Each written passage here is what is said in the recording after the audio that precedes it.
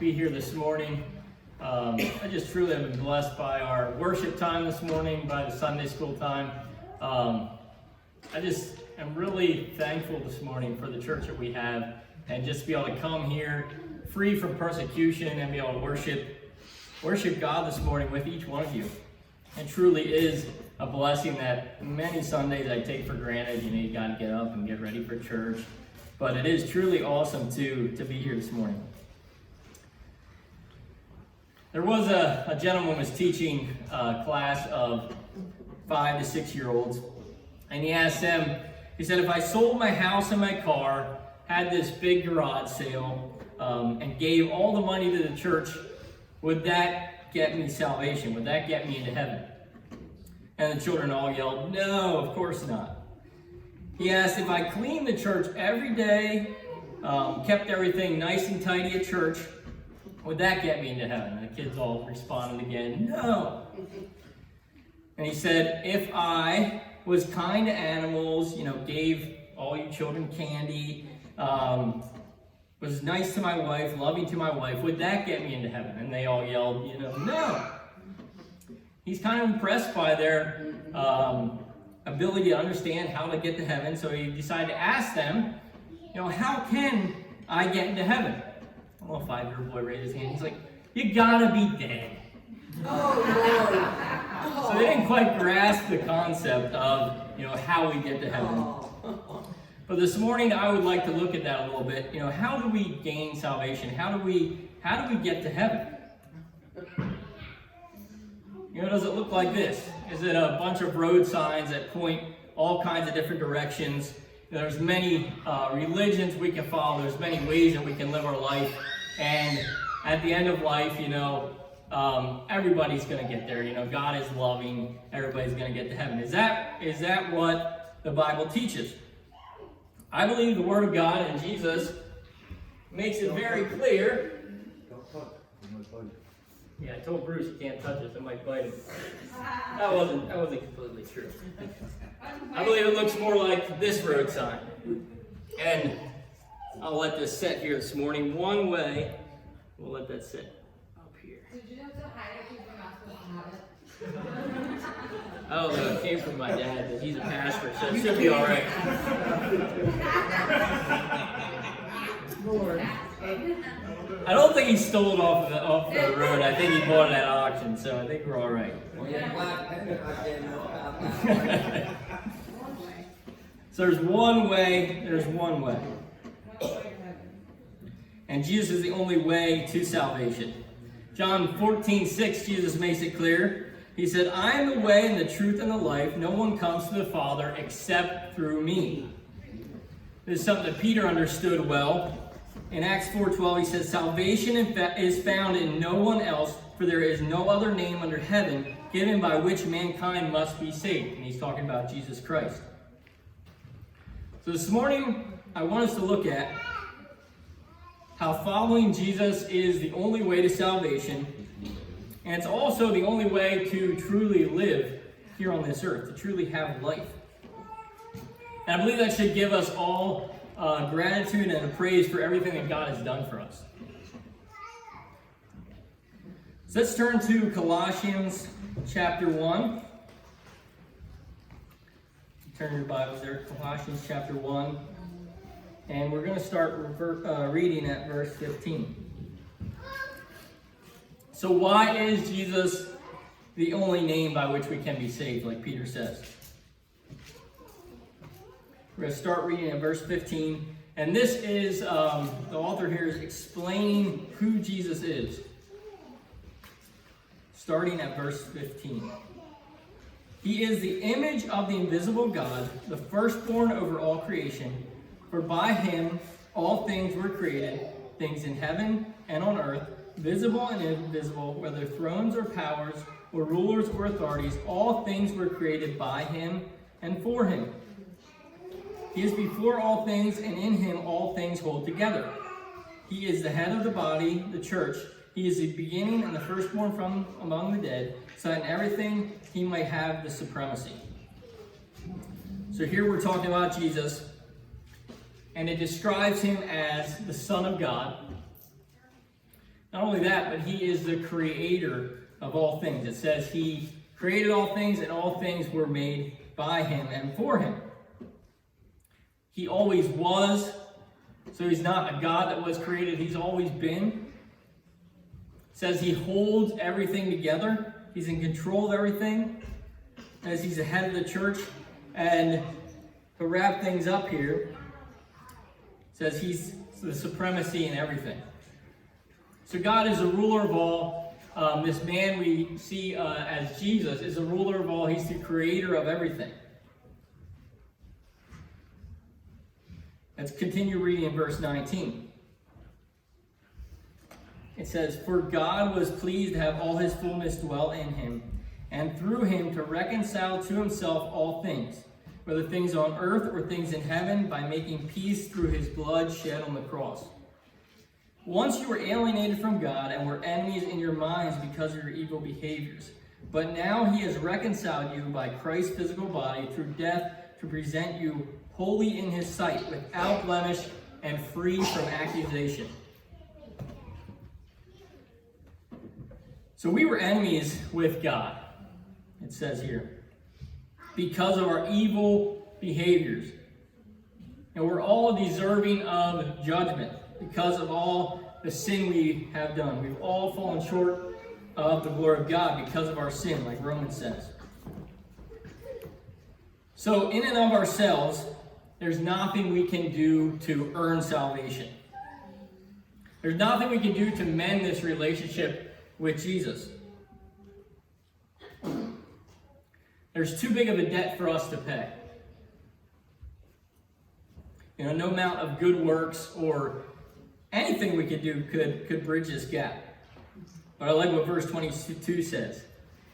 It says, "But now he has reconciled you by Christ's physical body through death,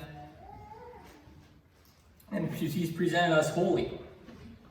So because of Christ's death, this God, Jesus, who created the world, was and always has been, came down to earth and died on the cross, that we can now be considered, it says here, holy, without blemish, free of accusation.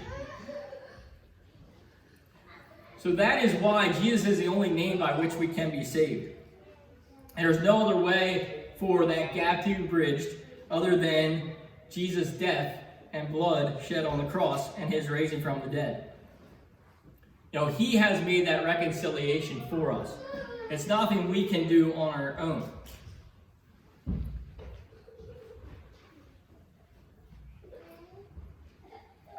So Jesus is the only way to salvation. There's no amount of good works that can help us measure up. It's all about what he has done on the cross. So Jesus is the only way to salvation.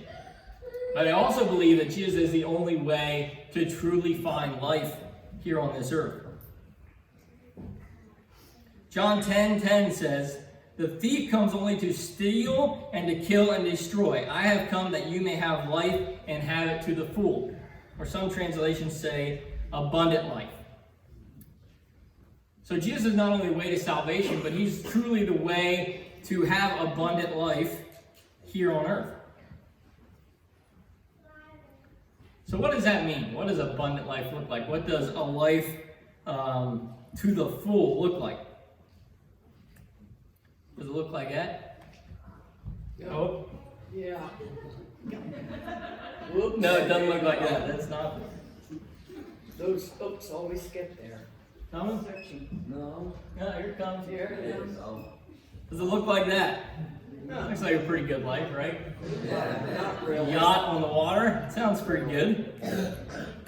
What about this? Life of relaxation, no stress. You're just sitting on the beach, relaxing in the sun. What about this? Does the good life look like being a top athlete, like Tiger Woods was for many years, and being famous, having all that glory and the money that goes with it, all the accolades? Is that what we think of when we think of abundant life, a good life? What about this? Maybe it's a successful businessman like Elon Musk, a man who is very self-built, owner of Tesla, very wealthy, very well known. Is that what abundant life looks like? Yeah, you just need a haircut and you'll be doing great. There you go. Who needs a haircut? So what are those things that we think makes a good life? Is it money? Is it popularity? Is it that stress-free life? I think many times we think that having a good life or an abundant life or a life that is full is a life of doing whatever we want to do. But a life where we just follow our own desires, where we just do whatever we want to do, we get whatever we want immediately, will only lead to pain. And this is something I see very clearly in my son Reed's life. So, and his eating habits, maybe I should clarify. So, I don't think he'll ever say no to candy or a dessert or a sweet, something like that. We went to Green Dragon on Friday. We got one of those big bear claws from Sunnyside. And I don't know if you've ever gotten them. They were very good. But it's rather large, and it's like a, I don't know if you call it a, what would you call it? It's like a cinnamon roll, or it's not a sticky bun, it's more of a cinnamon roll. And we shared it. We had some Friday and then Saturday. It's a big, it's like 3, 4, 5 servings of dessert. And I got home Friday and we decided to eat this. And I was feeding Reed, I would give him some. And before I could even get any spoonful in my mouth, he was saying more. He had already had his down and wanted more. I'm pretty sure if I would have left him to his own will and devices, he would have ate that whole thing, or at least eat until he was sick in the stomach. So we could see that, or I could see that with my son Reed. But I think we're not that much different when it comes to how we live as well. We can easily just want whatever satisfies us right now without worrying about the consequences. And I believe that's how it is with the things that Satan offers us. The things that may look like a good life to us. They offer immediate benefits. Maybe a word we use today is instant gratification. We're all about, what's going to gratify us right now. But are these things truly benefits? Satan wants to think about, does Satan ever offer you something without strings attached? He never shows us the end results. He never shows us where it's going to lead. We think of drugs. That person who is addicted to drugs, they could never imagine that drugs would lead them to a place that it is. When they took that first high or whatever it was, they took that first dose of drugs, they could have never imagined it would lead to a life of addiction and fighting just to stay clean or try to get away from drugs. Same thing with alcohol. Does that alcoholic realize when he took that first drink, was just trying to have a fun time, a good night, does he realize that it would lead to a life of being alcoholic, where he drinks and can't control himself, comes home, is angry with the people that he loves? And it could be a she as well. Sure could be. Could be. What about that last slice of dessert? This might be stepping on people's toes. Uh-oh, ouch. Yeah, like Reed. Do we realize when we have unhealthy eating habits, when we just live for that moment and eat whatever we want, that it can lead to a very unhealthy lifestyle, that it can lead to a place that's very difficult to get out of? It can lead to a place where our life may be shortened just because of the unhealthy choices we made. What about sex outside of a committed marriage relationship? Satan doesn't show us the difficulties and the difficult things that may bring. We see marriages or we see relationships that are split apart, and we see children that are left, split between, two parents. Satan doesn't necessarily show us the end result that could happen, the difficulties, the bondage that can lead from following the immediate desires that we want to do. I think that's what Jesus is saying here in John 10:10. He says, the thief comes to steal, to kill, and to destroy. He's talking about the devil. But I have come that you may have life and have it to the full. Satan only wants to trap us. He only wants to bind us. He only wants to put us in a spot that makes our life difficult and seems hopeless. But Jesus has come to give us hope, to give us freedom, to give us life. It doesn't necessarily mean that the Christian life is always going to be easy. It doesn't necessarily mean we're going to have a life of ease, but Jesus offers us a life of freedom and a life of purpose. Another way I believe Satan wants to bind us and control us, and we see this around the world, is just the many world religions that we see today. Now, I don't know if you've ever seen one of these bumper stickers. It says coexist. And the idea behind this is kind of like all the signs I showed at the beginning. You know, why can't we all just get along? Why can't we all just love each other?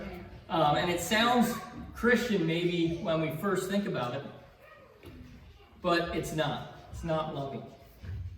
There's a major difference between what it means to follow Jesus and what it means to follow other world religions. Now, Jesus offers us freedom. Other religions is a way of the devil trying to keep people in bondage and in fear and in service to him.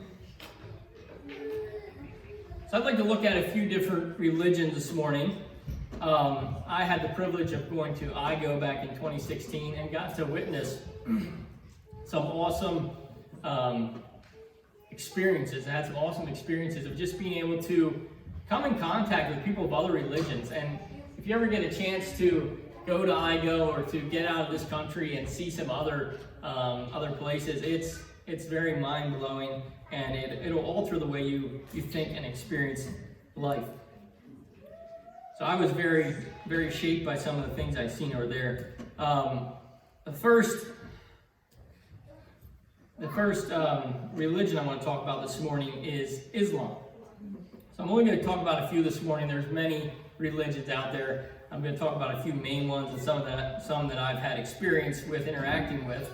And I'm by no means an author or an expert on religion, but I believe it's good for us to look at and just see how some of these religions work and how they're different than, the Christian life.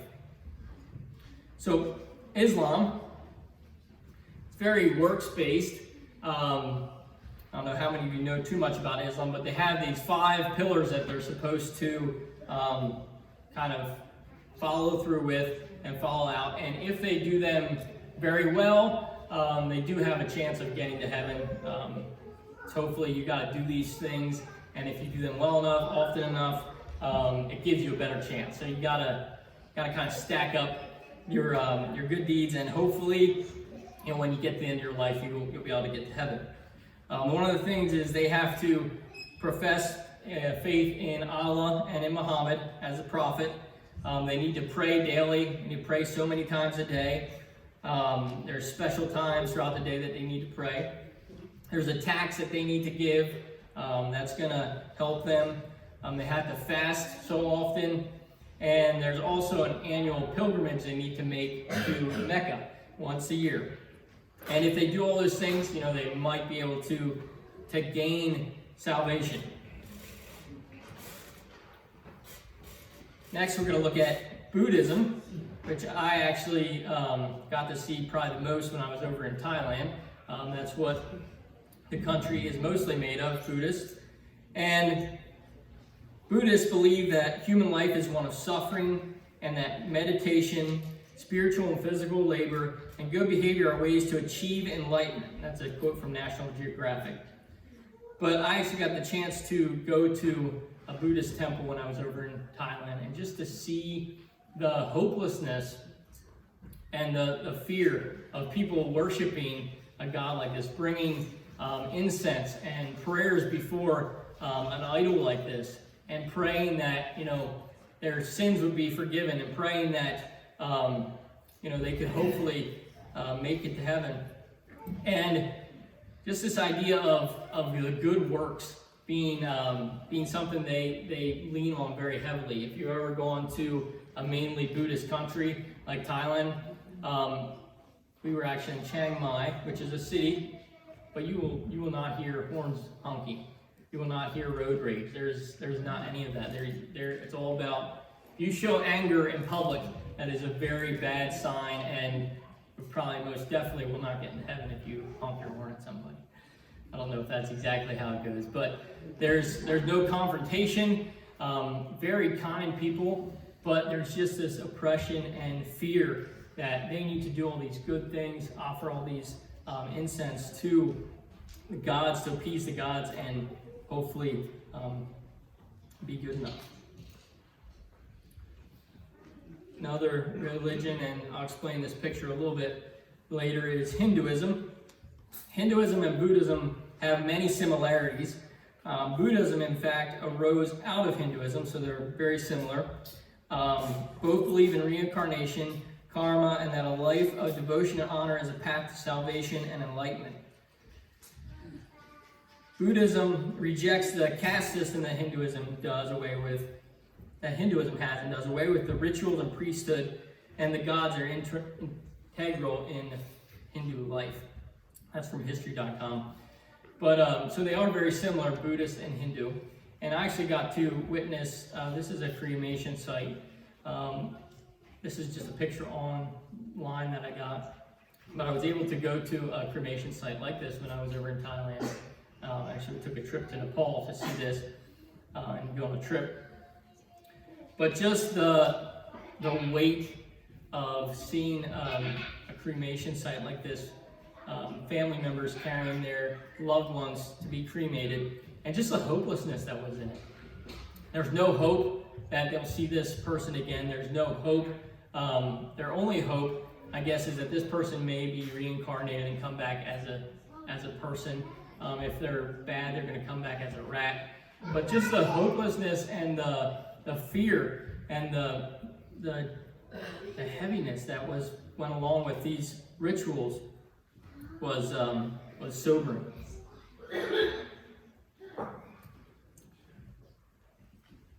Catholicism. I want to talk a little bit about Catholicism, and I want to put a little bit of a disclaimer in here.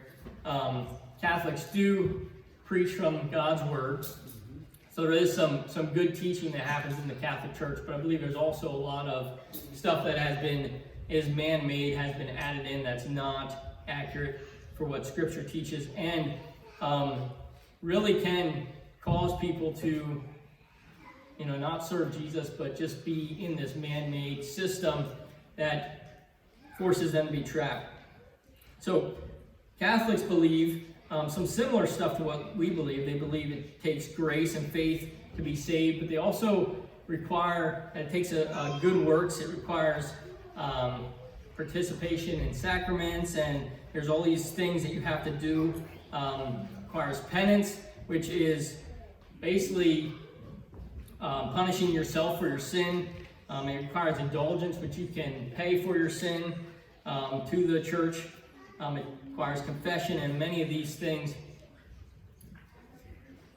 And maybe as another disclaimer, I believe there are Catholic churches that don't necessarily teach all the things that they say their church believes in. So I think and I was looking up, what do you need to do to be saved, to be a Catholic? A lot of them had some good material on, believing that it's faith alone in Jesus Christ. But I believe there's a lot of people in the Catholic Church and a lot of churches out there that don't believe that it's only through Jesus. There's a lot of other stuff that tied to it, and a lot of rituals. So all these religions are very works-based, and there's these works and things you need to do to earn the chance to be saved. It's a lot of weight on the individual. It's all about what you've done. And the devil uses these religions to use fear and control to keep people tied down and in bondage. I believe that's where Christianity and following Jesus is radically different. It's not focused on what you can do. It's not focused on your efforts. It's not focused on my efforts. But it's on God Jesus Christ coming down to earth and making a way for us to have a relationship with him. It's not about what we've done, it's about what he's done on the cross for us. So maybe just to wrap things up, come around full circle. You know, how awesome is it for us to serve a God that loves us and wants to have a relationship with us? You know, he loved you, he loved me enough to come down to this earth and to die a painful death on the cross in order to make a way for you and I to be saved. This is the God who created everything. This is the God who's always been. And he's come so that we can have abundant life. I think that should give us extreme joy this morning. It should give us extreme thankfulness for everything that God has done for us. Let's just close with a word of prayer and give God praise for his work. Dear Lord, just thank you so much for the many things you've blessed each one of us with. Thank you that we are here at church this morning and can learn about you and learn about your saving grace. That it's not about how good I can be. It's not about me piling up good works, but it's about you taking the penalty for my sin on the cross, dear Lord. And then I can serve you and live a life in devotion to you. Dear Lord, just help each one of us to realize the power in your blood and not to be caught up in what we can do for you, but what you've done for us. And not trying to earn our salvation, but just praising you and thanking you for everything you've done for us. Thank you that you've also given us a better way to live, not for ourselves, but for you. In Jesus' name, amen.